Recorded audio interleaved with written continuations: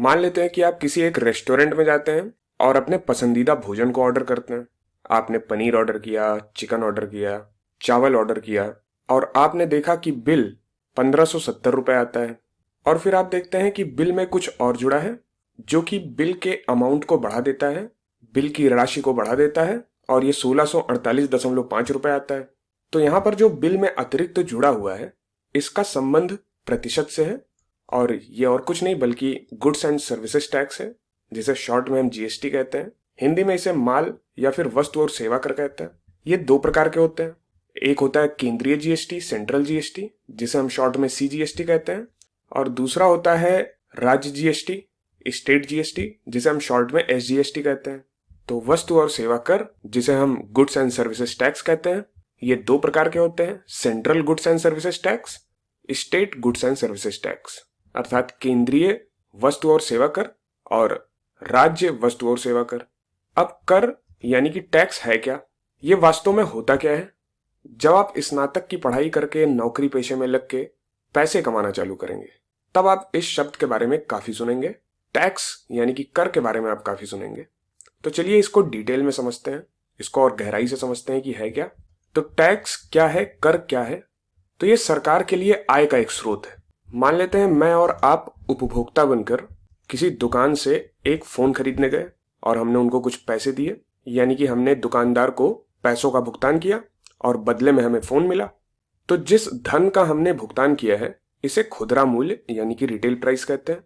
आपने इसे एमआरपी के रूप में लिखा हुआ देखा होगा, मैक्सिमम रिटेल प्राइस, अधिकतम खुदरा मूल्य। अधिकतम खुदरा मूल्य इसलिए क्योंकि दुकानदार वस्तु को इससे अधिक मूल्य पर बेच नहीं सकता है। अब ये खुदरा मूल्य दो भागों में विभाजित होता है। एक है आधार मूल्य, बेस प्राइस, जिसे दुकानदार अपने पास रखता है, और दूसरा है टैक्स, जो कि सरकार को दिया जाता है। अब टैक्स वह धनराशि है जो कि सरकार देश को चलाने में इस्तेमाल करती है। सरकार इसी धनराशि से सड़कों का निर्माण करती है, अस्पताल का निर्माण करती है, स्कूलों का निर्माण करती है, एयरपोर्ट्स बनाती है और ट्रेनों को बनाती है। और भी जगहों पर सरकार इन पैसों को खर्च करती है जिससे कि देश को चलाया जा सके। इसीलिए टैक्स यानी कि कर इतना महत्वपूर्ण होता है। तो इसी प्रकार का एक कर बिक्री कर यानी कि सेल्स टैक्स है, और यह टैक्स उन सभी सेवाओं और उत्पादों पे लगता है जिन्हें आप किसी कंपनी या दुकान से खरीदते हैं। यह फोन, कपड़े, सब्जियां या फिर कोई भी सेवा जैसे कि शिक्षा सेवा, एजुकेशनल सर्विस, या फिर और कोई भी सर्विस जिन्हें आप खरीद रहे हैं उस पर लगता है। और इन सभी का एक खुदरा मूल्य यानी कि रिटेल प्राइस होता है, और इसमें आधार मूल्य यानी कि बेस प्राइस और बिक्री कर यानी कि सेल्स टैक्स ये शामिल होते हैं। तो इन दोनों का योग ही खुदरा मूल्य होता है। अतः सेल्स टैक्स यानी कि बिक्री कर आपके द्वारा खरीदे गए सभी उत्पाद और सेवाओं पे लगता है। तो आधार मूल्य प्लस बिक्री कर ये आपको खुदरा मूल्य देता है जिस मूल्य पर आप उत्पाद या सेवाओं को खरीदते हैं, और ये बिक्री कर ये सरकार को जाता है। अब चलिए जल्दी से एक उदाहरण को देखते हैं। एक स्मार्टफोन का कर से पहले, टैक्स से पहले मूल्य 5500 रुपए है। बिक्री कर की दर 10% है। तो बिक्री कर तथा बिल की राशि ये क्या है, इन्हें ज्ञात करना है। तो यहाँ पे आधार मूल्य 5500 रुपए है, बिक्री कर की दर 10% है। तो बिक्री कर कितना होगा, ये 5500 का 10% होगा। तो बिक्री कर होगा बिक्री कर की दर गुणे आधार मूल्य। बिक्री कर की दर है 10%, आधार मूल्य है 5500, 5500 का 10% ये हुआ 5500 गुणे 10/100, यानी कि 5500 गुणे 1/10, तो ये हो गया 550 रुपए।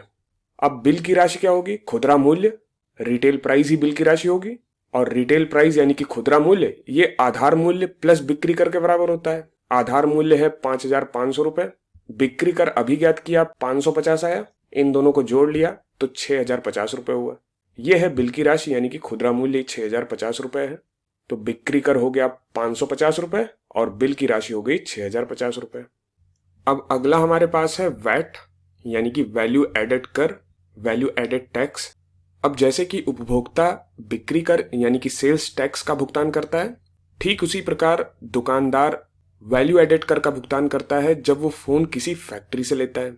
क्योंकि दुकानदार खुद तो फोन बनाता नहीं है, इसलिए उसे निर्माणकर्ता यानी कि मैन्युफैक्चरर से फोन खरीदना पड़ेगा ताकि उसे वो ग्राहक को बेच सके। अब जब दुकानदार इसे फैक्ट्री से प्राप्त करता है तो उसे एक आधार मूल्य यानी कि बेस प्राइस देना पड़ता है, अर्थात दुकानदार को, मैन्युफैक्चरर को एक आधार मूल्य का भुगतान करना होगा और इस आधार मूल्य में फैक्ट्री मूल्य तथा वैट शामिल होते हैं, यानी कि फैक्ट्री मूल्य प्लस वैट बराबर आधार मूल्य।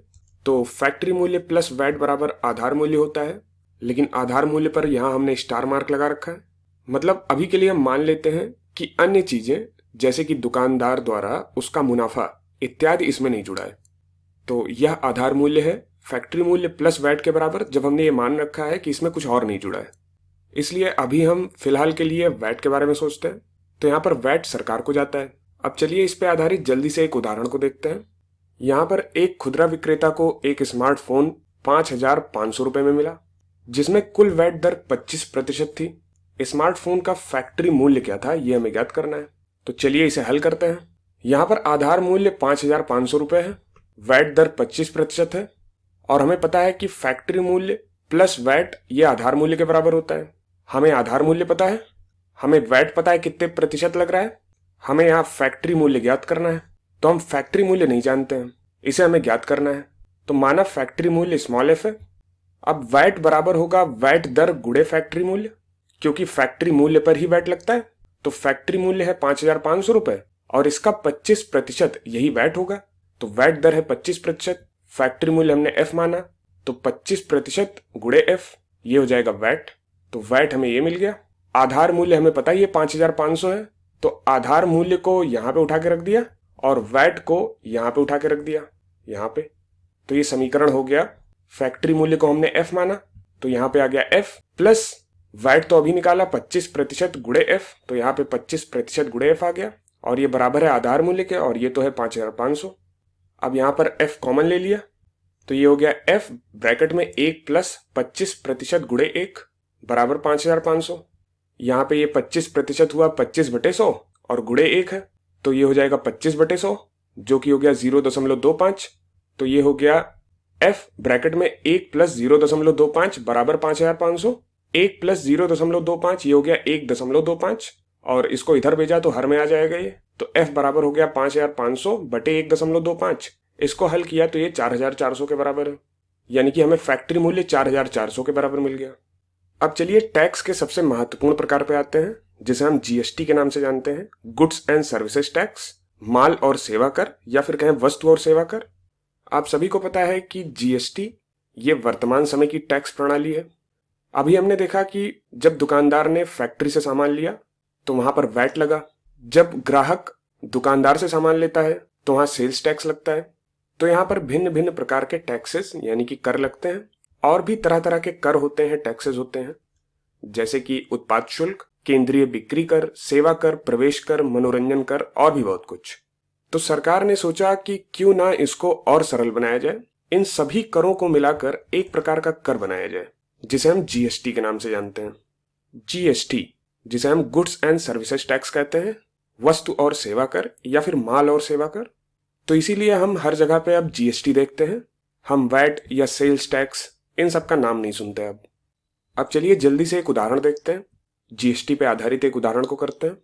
एक खुदरा विक्रेता एक स्मार्टफोन का मूल्य 12,000 रुपए लगाता है तथा जीएसटी 18% है। फोन का खुदरा मूल्य यानी कि रिटेल प्राइस क्या होगा। अब यहाँ पर खुदरा विक्रेता है और वो फोन का मूल्य 12,000 रुपए लगा रहा है। इसका मतलब ये नहीं कि ये खुदरा मूल्य है, क्योंकि खुदरा मूल्य यानी कि रिटेल प्राइस ये हमेशा टैक्स को शामिल करता है, परंतु यहाँ 12,000 रुपए में टैक्स शामिल नहीं है, इसके बाद 18% का टैक्स लगेगा। तो 12,000 में 18% जीएसटी लगाने के बाद जो मूल्य प्राप्त होगा वही फोन का खुदरा मूल्य यानी कि रिटेल प्राइस होगा। तो चलिए इसे हल करते हैं। तो आधार मूल्य यहाँ पर 12,000 रुपए होगा, ये होगा बेस प्राइस आधार मूल्य, और जीएसटी दर कितना है 18% है यहाँ पे। तो आधार मूल्य हुआ 12,000 रुपए, जीएसटी दर हुआ 18%। अब जैसा कि हमने पिछले उदाहरणों में देखा था, किसी भी प्रकार का टैक्स हो जब वो आधार मूल्य में लगता है तब हमें रिटेल प्राइस यानी कि खुदरा मूल्य प्राप्त होता है, और यहाँ पर टैक्स जीएसटी है, यानी कि आधार मूल्य प्लस जीएसटी बराबर खुदरा मूल्य, और जीएसटी बराबर हो जाएगा जीएसटी दर गुणे आधार मूल्य। जीएसटी दर है 18%, तो ये हो जाएगा 18% गुणे आधार मूल्य है 12,000, तो 12,000 रुपए। 18% गुणे 12,000 ये हो गया 18/100 गुणे 12,000, तो 120 गुणे 18 ये हो जाएगा 2160, यानी कि जीएसटी हो गया 2160 रुपए। तो जीएसटी हमें मिल गया 2160 रुपए। तो खुदरा मूल्य ये है आधार मूल्य प्लस जीएसटी। आधार मूल्य 12,000 रुपए था और जीएसटी अभी हमने 2160 निकाला, तो खुदरा मूल्य हो जाएगा 12,000 प्लस 2160 और ये 14,160 के बराबर होगा। यही रिटेल प्राइस है फोन की। इसका मतलब यदि आप दुकानदार से फोन खरीदने जाएंगे जिसका मूल्य 12,000 रुपए है, तो 18% जीएसटी लगने के बाद उसका मूल्य होगा 14,160 रुपए और यही फोन का खुदरा मूल्य होगा। अर्थात आप दुकानदार को फोन खरीदने के लिए 14,160 रुपए भुगतान करेंगे। तो उम्मीद करते हैं ये वीडियो आपको समझ में आया होगा और टैक्स की समझ आपको विकसित हुई होगी।